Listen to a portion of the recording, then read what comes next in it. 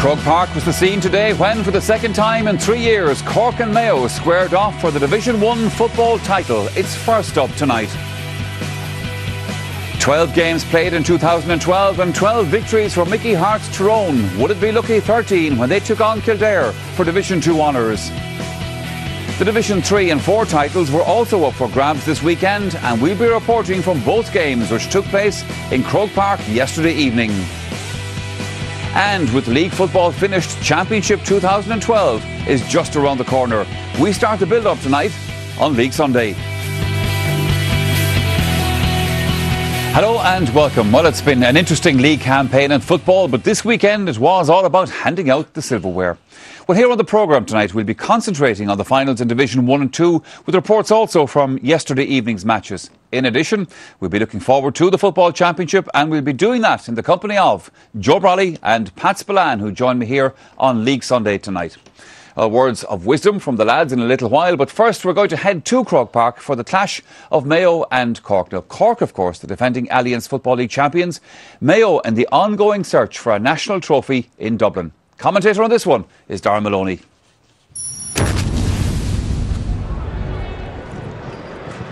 Mayo are back from a week's warm weather training in Portugal. Cillian O'Connor returns to their starting 15 in place of Jason Doherty, who began the semi-final win over Kerry. Aidan O'Shea is out with a long-standing groin injury, but his brother Seamus is on the bench. Graham Canty is named at centre-back on the Cork team, having recovered from the hamstring injury which ruled him out of the semi-final victory over Down. Noel O'Leary reverts to his customary wing-back position. Owen Cadigan drops to cornerback. Referee this afternoon, Maurice Deegan of Laois. Colm O'Neill coming out of his corner, but beaten to it. Keith Higgins, though, left it after him. Cork putting pressure on. Here's Pierce O'Neill for the league champions, and O'Neill slots that over, and it's the first point of this final in the 7th minute, and it's come from Cork's Pierce O'Neill. That was tricky for Keith Higgins, but Colm O'Neill and Pierce O'Neill made the most of it. An assured finish from the Cork midfielder. 1 point to no score. Graham Canty led off to Owen Cadigan, aiming for a football and hurling league double, of course. Here's Paddy Kelly, clever ball in, quick ball into Colm O'Neill. O'Neill lets it back, and Fintan Gould, that trusty left boot, has it served him well? It certainly has, and that's a very good point. Coming into this match, some people saying Cork needed to get the ball into their forwards quickly. Playing into the wind has changed their approach slightly, but that was quick ball into O'Neill, and he set it up for Fintan Gould, who slotted it over. Level for the second time, 2 each. Donnacha O'Connor trying to get on the end of that, but it squirted away from him. Keith Higgins, the captain of the Mayo hurlers. Alan Dillon was captain last year. Colin Boyle, 2 years out of this team, he was super in the win over Kerry, and here comes Keith Higgins. Graham Canty comes across to him. Higgins belting that. Has it held? It certainly has. That's a very fine point. And go back down the other end of the field. Higgins started that move himself as the ball towards Donnacha O'Connor. The pass was loose, and Higgins getting on the end of this, and that is a very fine point. Look at Aidan Walsh trying to get back to him, couldn't get near him. Noel O'Leary. Oh, McLaughlin just heard the cries to turn around, and here's Alan Dillon for Mayo. Cillian O'Connor. O'Connor has got 4 points, all frees, and O'Connor drives through and puts that over. His first from play, but it gives them a more healthy advantage. Goal on his mind, perhaps, as he got into position. Cillian O'Connor, they've got the point. 6-3, Mayo's lead at the moment. Jim McGuinness, the Donegal manager, in the crowd here in Croke Park. Cork getting a bit of a break and a breather because they've got a free. Graham Canty wants to get on with it quickly. Colm O'Neill is the furthest forward for Cork, drifting out towards the Hogan stand. Paddy Kelly, and now Kelly goes back in, and that's a tricky one. Oh wow, it's gone over the bar, but David Clark, the most relieved man in Croke Park to see that actually go over the bar, because for a moment it appeared, as he misjudged it, that it was going to end up in the back of the net. But Graham Canty was aiming towards O'Neill and Kelly, and Clark would not have got to it, just a fraction lower, and that was in the back of the net, and Clark was beaten all ends up. Barry Moran to Andy. The Mayo captain, Lee Keegan, was the decoy. Andy Moran lines this up, and that's more like it from Mayo. A very fine point from Andy Moran. 8 points to 5, they lead. Well, if it's played forward intelligently, they can do that. Second half underway here at Croke Park. The second 35 minutes. It's stronger than that. Mayo leading by 9 points to 5. First touch for Pádraig Cassan. No changes on either team for this second half. Mayo bidding for their first league title in 11 years. Cork going for 3 in a row, and it's Alan O'Connor looking to steady them down, and that's a great point in the first 28 seconds of the second half. Just the start that Cork wanted. The lead now down to 3, and that's a cracking score. They had to work so hard for each and every of their 5 points in the first half. What a way to start the second. Colm O'Neill. Fintan Gould scored 2 points in the first half. Paddy Kelly juggling with it a little. Kelly just pulling on that first time. That is an outstanding score from Paddy Kelly. Hardly had time to look at the post, and the league champions in the groove inside the first 2 minutes of the second half with 2 quick points, and they're back to within just 2 of Mayo. Cork won the 2010 league final by 8 points. Here comes Paddy Kelly again. Mayo man hits the ground. Paul Kerrigan. Kerrigan goes close with Kevin Kane. Now it's Colm O'Neill. Paddy Kelly for Pearse O'Neill. O'Neill gets away from Gibbons. Pearse O'Neill scored in the first half. This has been an outstanding start to the second half from Cork. Mayo scratching their heads at the moment. We've only been playing for 2.5 minutes, and Cork tearing into Mayo. The lead, it was 4 at half time. Now it's down to just 1. Nothing going right for Mayo so far in the second half. Aidan Walsh. Cork moving through the gears. Paddy Kelly to Donnacha O'Connor, way out in front of his man. O'Connor, a glance at the posts from the Cork corner forward, and they're level. A wonderful start to the second half by the reigning league champions as they bid for 3 in a row, 9 apiece. Pádraig Cassan. Donnacha O'Connor again taking Cafferty out of the game. Colm O'Neill waiting inside. Goal chance for O'Neill. Brilliant goal. Wonderful goal from Cork. They are taking Mayo apart since the second half started. Is that trophy heading to Cork for the 3rd year in a row? Wonderful pass in, great movement from O'Connor, and the finish from Colm O'Neill. Well, you know what? David Clarke hardly saw this. And a super goal, and Cork lead by 3 points, 19 to 9. Clarke knew nothing about it. Andy Moran named this week as captain for the year. Here's Lee Keegan. Keegan spots a gap. He's still going, Keegan, and he was pushed, or was he? He fell to the ground anyway.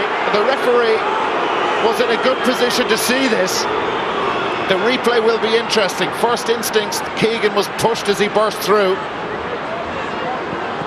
Bearing down on the Cork goal. Cork conceded just 2 goals in the league campaign up until today. They've one of their own, and here comes Fintan Gould again. Gould steadies down on the left. Oh, and he's hit the woodwork, and it's come back to Aidan Walsh. Goal chance, he's buried it! Walsh was the quickest to react, and is that the key move in this game as Cork throws in on 3 in a row. Fintan Gould's effort coming off the post, and Aidan Walsh was the quickest to react, and he absolutely buried this. There was a Mayo hand on it, perhaps from Keith Higgins, but it wasn't enough to stop it going into the back of the net. But this is down at the other end. Was there a Cork elbow from Pearse O'Neill on Lee Keegan? The referee decided there wasn't. Colm Boyle given away far too easily. Paddy Kelly, and now Kerrigan, and he's got Daniel Goulding. Goulding on his right boot. Oh, that's a peach of a point. Saving the best till last, Cork. Wonderful score from Daniel Goulding. And Cork are league champions yet again. 3 in a row they've won on a scoreline of 210 to 11 points.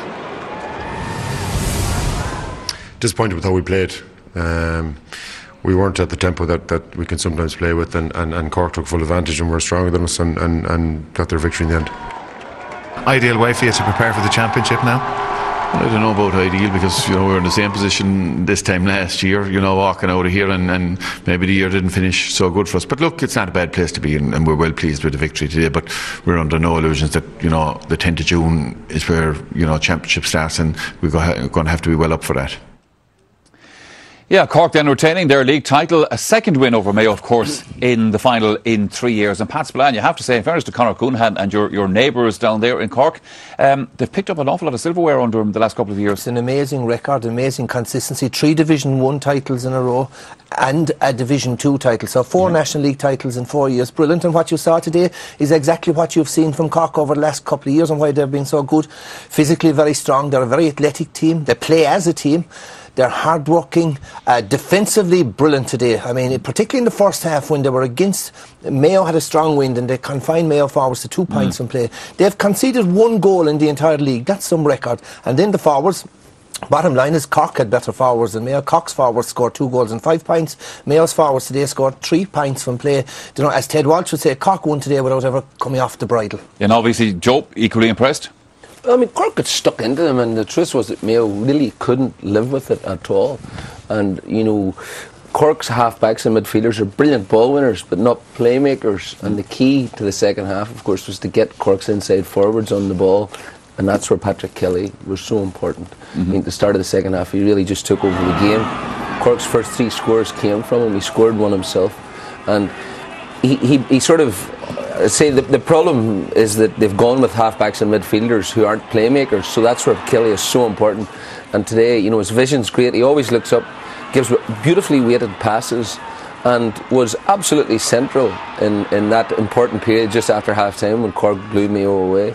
And the other thing is that Cork have 3 big inside forwards who are very, very skilled, and if they could get the ball to them more regularly, more quickly, they'll do serious damage because they're very accurate, they're strong in the air. This team is built for a long ball game. It's just the problem is that with the way he has stacked up his team, he has decided to play very defensively in his defence. And the inside forwards are often starved. But Kelly was superb today, and whenever you see their inside forwards expressing themselves, they're very, very difficult to handle. We also saw them expressing themselves in terms of getting goals, and again today, Pat, we saw another cracker from Colm O'Neill. Yeah, it's an old saying, goals win matches. Cork created 2 goal scoring chances, took them. Mayo created no goal scoring chance. And the first goal by Colm O'Neill exemplified all that's good about Cork play. Division, like Joe says, the head is up, good kick pass from Paddy Cassan, beautiful hand pass from Donegal O'Connor, and what a finish from Colm O'Neill. Now at the same time you would have to say poor defending by Ger Cafferty here. And Higgins, because Higgins was goal side of Colm O'Neill. And again here, look, it's great teamwork, it's great vision. Now this was a bit fortuitous at the same time. The ball from Fintan Gould came off the post, but one of the things when the ball goes into the danger area, one must be alert. And he had a lot of work to do. Now he was aided a little bit by a deflection off Keith Higgins, but it was a great finish at the same time. And Walsh's role now, they're playing him in at full forward, and he's added an extra string to Cork's bow because now they can lump the ball in because they have a target man. And bearing in mind that when the new rules come in with the square ball in the championship, the big target men, the Kieran Donneys and the Aidan Walshes, will come more into fashion. There was another aspect of today's game, Joe, that you were talking to me earlier on about, and this is, and you're making this contrast also between Cork and Mayo.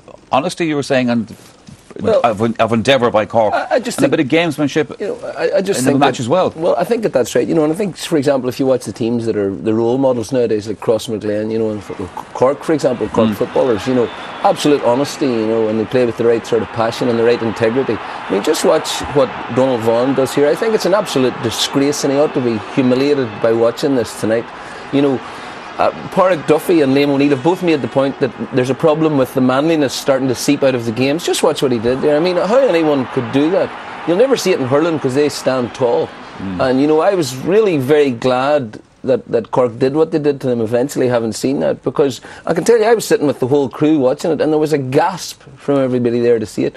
There's no place for it in the game. I think it's utterly dishonourable. And he'd want to have a really, really close look at himself because that was absolutely shameful. All right, on that note, we'll leave it there. Time for us to take a break here on League Sunday. Coming up in the next part of the programme, it's the Division 2 League final from Croke Park. It's Tyrone versus Kildare, and that's right after these.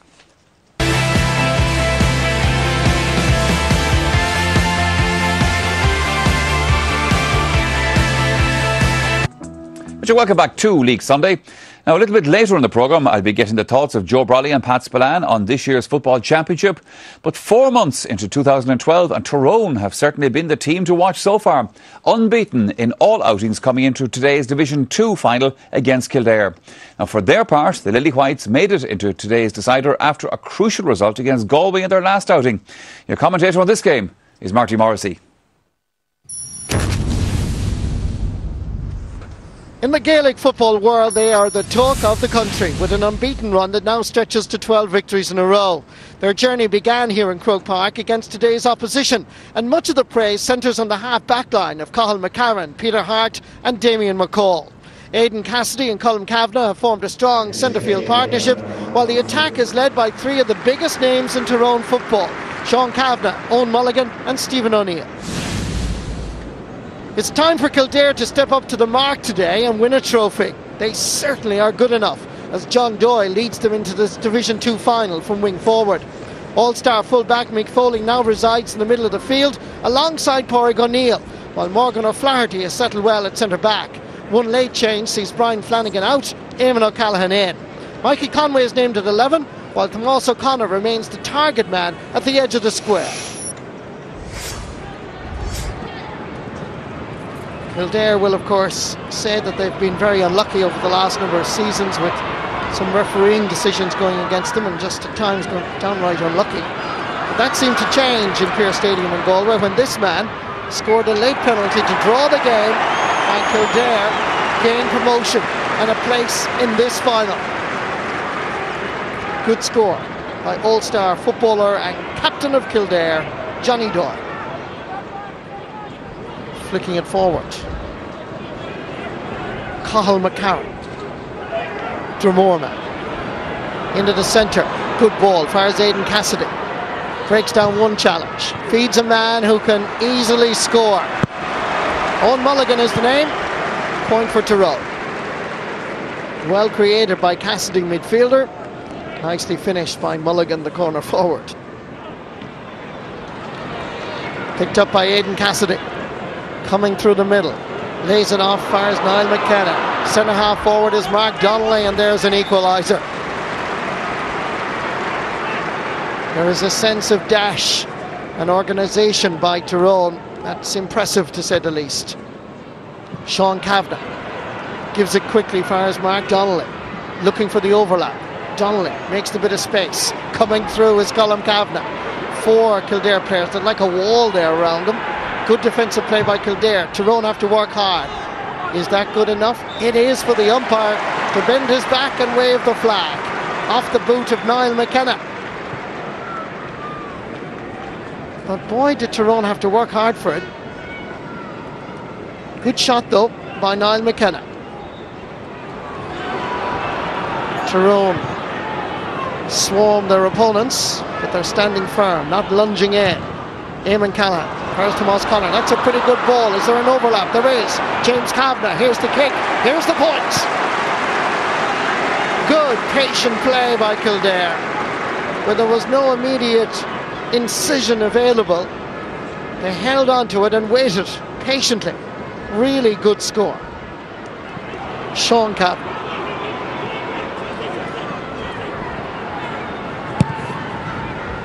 Peter Hart dropping this in. The goalkeeper comes an awful long way. Now he has to backtrack. Mark Donnelly is going for it, hitting it and sending it over the bar. That's his second point of the match. But I wonder about the wisdom of Shane Donnelly coming so far out for a dropping ball. Donnelly taking the point.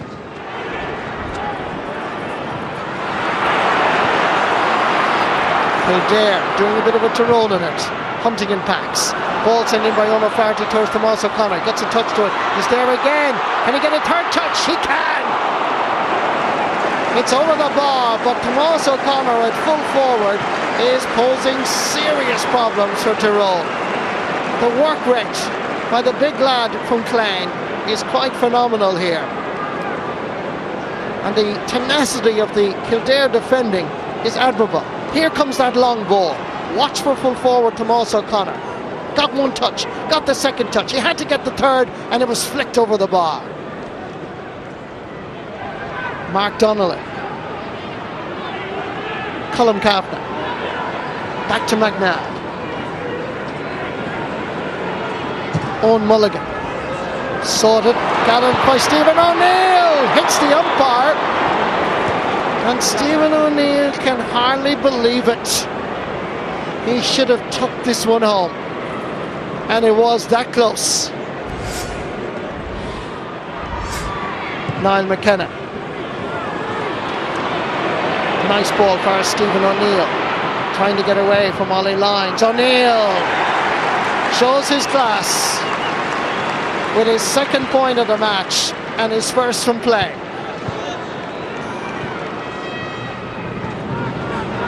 Nice layoff by Ollie Lyons to Emmett Bolton. James Kavanagh coming through again as O'Flaherty. Good ball down for his Pádraig Fogarty. Nice turn. Good score. And the sides are level for the 6th time in this Division 2 final, thanks to the skills of this man, Pádraig Fogarty. 9 points each. Stephen O'Neill. It's 1 against 1. Up here, about to be 1 against 3. Comes back for his Cathal McCarran. Niall McKenna. Kildare now back in sufficient numbers. Comes eventually to Sean Kavanagh. Lovely little jink onto his left boot. It's very high, and much more importantly, it's over the bar. Tyrone having to work very hard. Lovely little jink there. Tending to go right. Kicks it on the left. So Kildare counter-attack. Morgan O'Flaherty waiting inside for the brother to deliver it. Gives it instead to Pádraig O'Neill. Ends up with Eamon Callaghan. The overlap provided by Fogarty, who seemed to be almost slipping as he was taking the shot. It's Kildare 11 points, Tyrone 10. Good calling clearly from Fogarty to Callaghan, and O'Callaghan was unselfish. Morgan O'Flaherty in the centre. Eamon Callaghan hits it beautifully. They're rocking their way to a Division 2 title.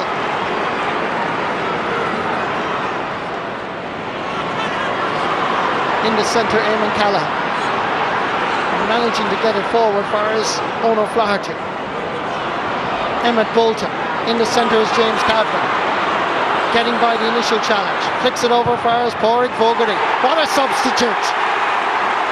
Left, right, left. It's all Pádraig Fogarty. 3 points in the second half.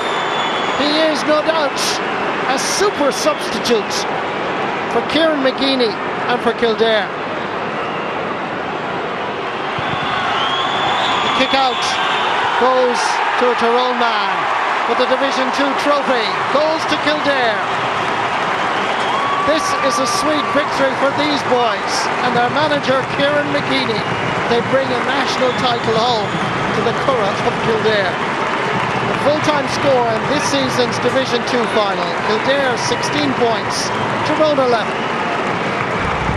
Kildare might have won the Leinster title in 1998, but they haven't won a national title in 84 years. Johnny Doyle, the successful captain.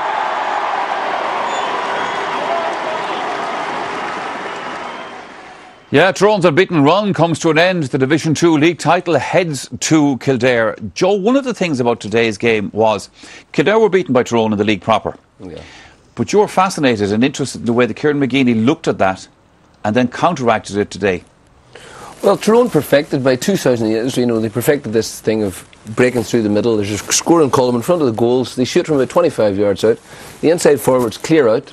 The ball's given to them. It's kicked into the middle. That's how they score. That's how they beat Kildare very comfortably in Croke Park in the league earlier this year.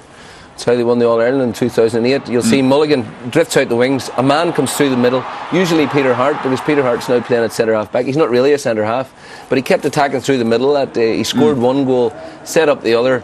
But you'll notice that always there was space through the middle where Tyrone were running into it, and the Kildare players were running with their backs to the Tyrone men, so they were running towards their own goals. Today, Kildare just blocked up the space in front of goals. At all times, they had 4, 5, 6 players in front of goals. Peter Hart was stopped as soon as he tried to make a run. At all stages they blocked. Now you'll see where Ron Mulligan is on the left and where the other corner forward is. Kildare just ignored them. They came into the centre. They just made an impenetrable wall. It was a bit like Chelsea's defending against Barcelona. And Tyrone had no other ideas, just as they had no other ideas against Donegal last year. And I was interested to see Jim McGuinness there today, because it will confirm to Jim that what Donegal did last year. Now, they had some slight variations last year. They were trying to switch the ball from right to left. But this year, they've just attacked through the middle, and they've used Peter Hart as their secret weapon. It's a secret no longer.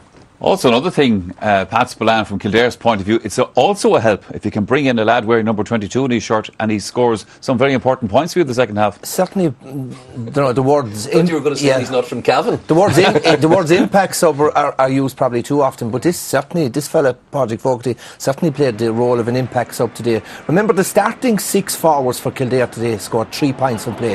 In his cameo appearance, Padraig scored 3 points on play, and they were all brilliant points and difficult points as well. One with the left foot, a lovely one here, sort of off balance with the right foot. He looks a very confident player.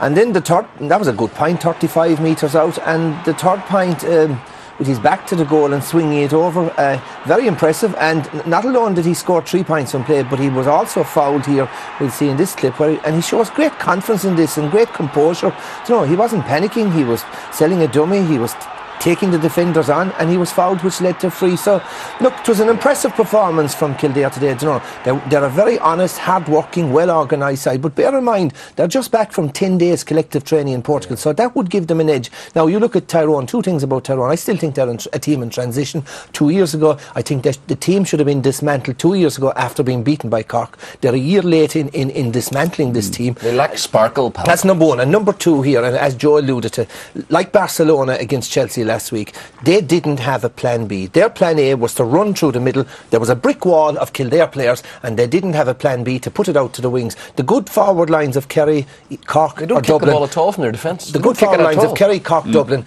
can kick points from the wings from 35-40 metres. All right, thanks for that, lads. Now, there was also important league action at Croke Park yesterday evening. Those were the Division 3 and Division 4 finals. Longford and Wexford contesting Division 3, with Fermanagh and Wicklow in the Division 4 decider. Our reporter is John Kenny, and first, Joe Stack.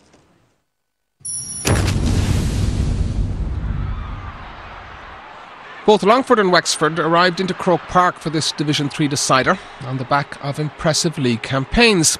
It was Longford, though, led by captain Paul Barden, who began the brighter with a neat move under the Cusick stand, resulting in Barden shooting from the tightest of angles to nudge his team into a 3-point lead. Rumour has it that first-time ball into the full forward line could be back in vogue this summer, and why not, when you have a finisher like Shawnee McCormack inside to take full advantage. One of 8 points in a man-of-the-match display. The crucial score for Longford, though, came on the stroke of half-time, when Brian Kavanagh played a beautiful looping pass over the top of the Wexford defence for Paul Kelly to run onto. His finish is something we're more likely to see in St Mel's Park than in Croke Park, but a superb side footer to the left-hand corner gave Masterson no chance in goal. Longford went to the break with a 10-point lead. A spirited second-half display, inspired by a number of substitutions, most notably Shane Roach, saw Wexford make a game of it, but they left themselves with far too much to do, as Longford held on for the win and a second straight promotion for Glenn Ryan's team. The final scoreline, Longford 1 goal and 12, Wexford 13 points.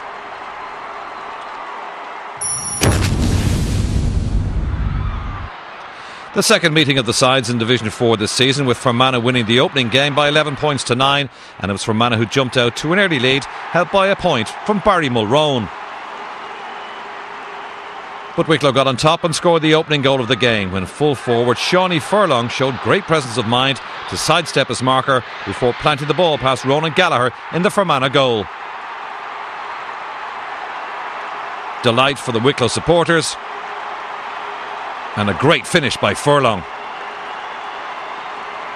Wicklow got a second goal before the break, and it came from a surprising source as cornerback Kieran Hyland was set up by Tony Hannon. Hyland's initial shot was saved by Gallagher, but he had the presence of mind to push the ball to the net to extend Wicklow's advantage. Trailing by 9 points at one stage, Fermanagh reduced the gap to 2 by half-time, helped by a defence-splitting pass by Tomas Corrigan to midfielder Owen Donnelly, who scored the goal of the game to give the Ulster side some hope. Fermanagh manager Peter Canavan headed to the dressing rooms with words of encouragement for his squad, but that hope evaporated in the second half, and Fermanagh only scored 2 points to Wicklow's 8. And aided by this Rory Finn point, the Garden County eased to victory. Finn scoring 3 points of his side's final tally. Wicklow, the Division 4 champions, on a scoreline Wicklow 2-16, Fermanagh 1-11, and a delighted Leighton Glynn collecting the trophy for his side. And well done to Longford and Wicklow winners at Croke Park yesterday evening. Time for us to take another break here on the programme. But don't go away, because when we come back, Joe and Pat will be telling you where to put your money for the Football Championship for 2012. We'll see you again shortly. I think there's a lot of pressure on them to deliver 2 in a row. It's a big test for them, and this will really mentally test them. Do they want it as much this year as what they did last year?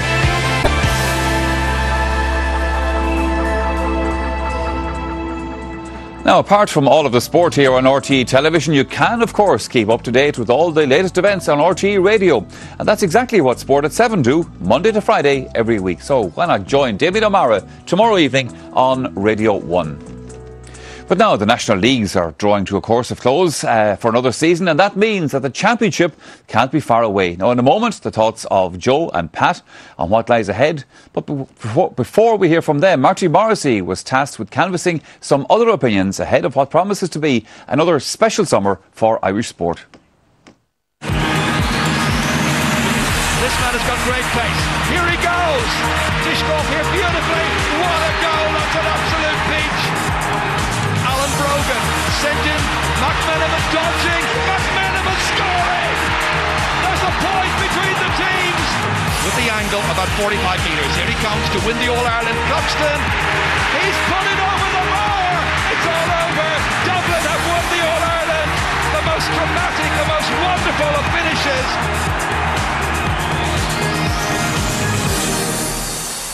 Allianz Football League 2012. Was it a good league?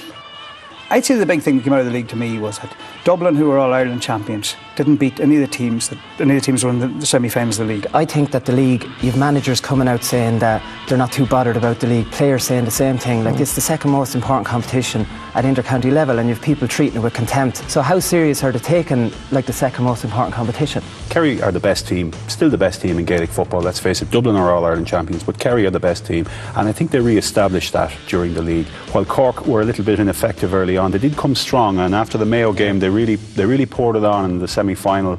They were really impressive against Down at spells, and I think the stronger teams, with the exception of Dublin, did get there, and that reflects well on them.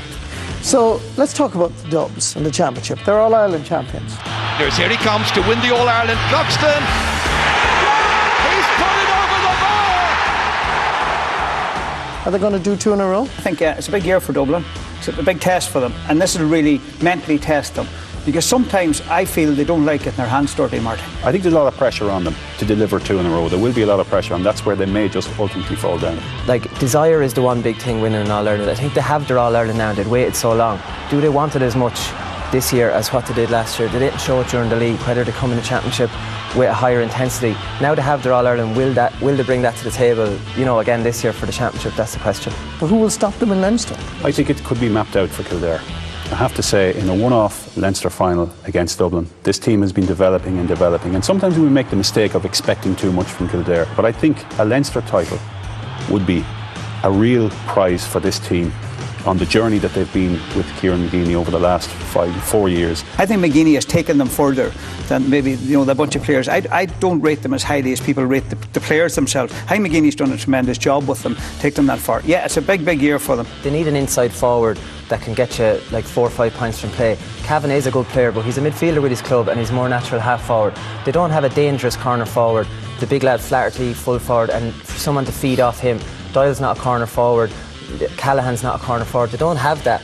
In recent weeks, we've seen your county, Colin, very much in the headlines with Banty. What's the aftershock? Or is there an aftershock in County Meath? There is a feeling within the county, and I think it's a strong feeling, that administratively Meath has weakened at a lot of levels, and I think it's reflected in the performances at underage level over the last number of years. Going back to 2001 was the last time that Meath played in a Leinster under-21 final. Now, that's a long time for a county like Meath, 11 years. The thing about McEnany is that he inherited a team coming from an All-Ireland semi-final. I thought when he took over that he would, Meath run so close, and all they needed was a couple of tight defenders. They had good forwards, a solid midfield. He started tinkering with things, and in the space of 2 years, you're talking about hoping they don't get drubbins in the championship. This is coming from a team he got that was in an Ireland semi-final the year before. But that's not good enough. Meath now are in disarray. I think McEnany should have gone for the good of Meath football, if I'm being honest. OK, let's go up to your province, Ulster. Last year, Donegal came in for a lot of criticism with their blanket defence. Are we going to see more of this from Donegal? You're going to see a different type of Donegal team this year. Michael Murphy's going to be a very big player in it. Getting injury cleared up and everything else. Are they good enough to win the Ulster title or not? I still think Tyrone are the team to watch in Ulster this year, but definitely Marty a different team. Jim's on record this year for saying that he isn't going to be as defensive as what he was last year. I saw them playing a league final against Laois, and they weren't defensive at all. And they only really got defensive when they came down against Kildare and Dublin. And that's only 2 games in a whole year. They won Division 2 title. Give Jim McGuinness a break. He's obviously an outstanding manager.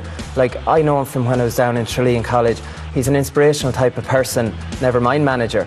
So I think to judge him on this year, if it continues that, me personally, I don't like that style of football, but at least he has the Donegal team believing in him and doing it right. I think Tyrone probably should be favourites for the Ulster title. I think there's something left in Donegal.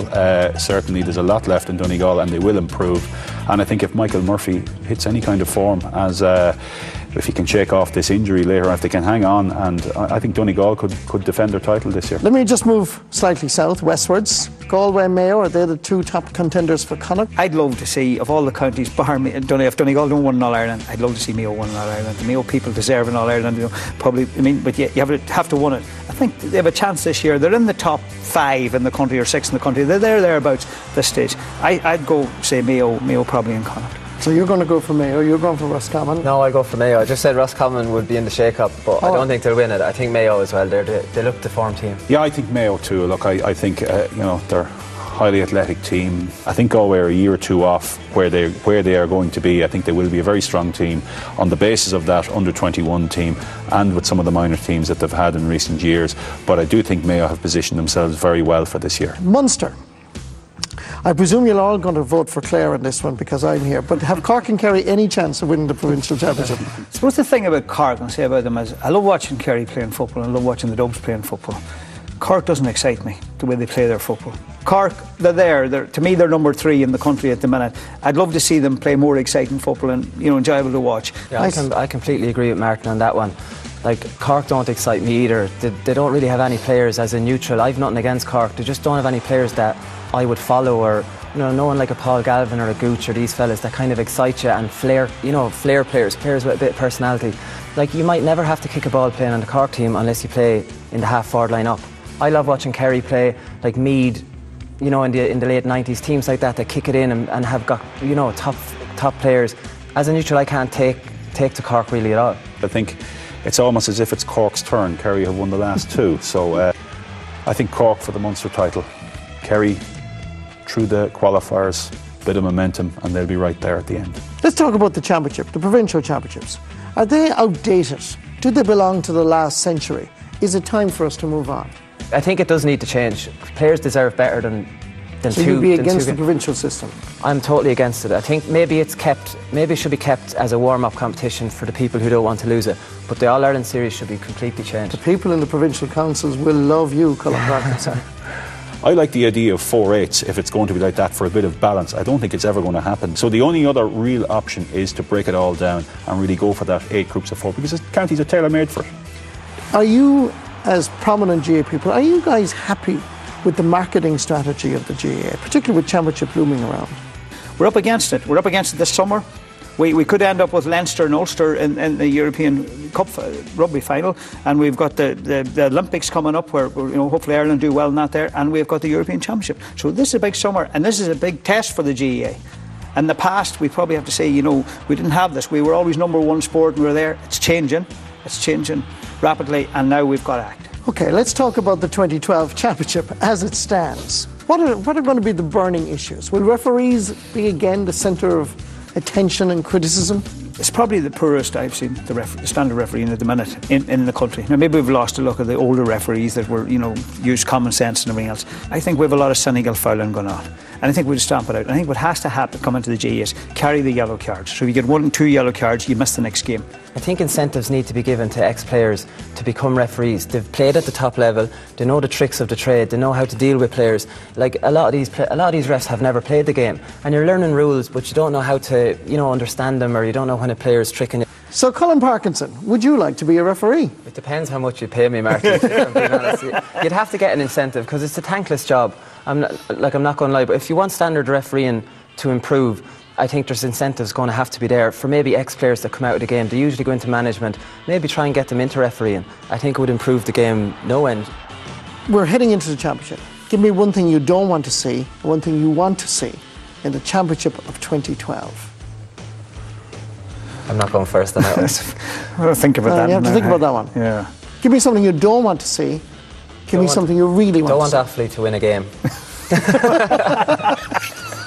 I would like to see teams like Mayo and Kildare come through and either or reach an All-Ireland final and go on to win it, because from a neutral perspective I would just like to see Mayo or Kildare or even Donegal, someone like that, come to an All-Ireland final and go on win it. I would have to say I'd like to see Kerry win All-Ireland. I'd like to see them win it playing purist football, which they're the best team at, and that they train 1 night a week or 2 nights a week, and we all go back to doing that again, and that's maybe the way forward for them. I think what I wouldn't like to see is these mass defences, which kind of crept in last year. Tyrone started it, Donegal kind of got on board on it. It's not what the supporters want to see, so maybe the blanket defence is out, leash go well. That's my bad and good.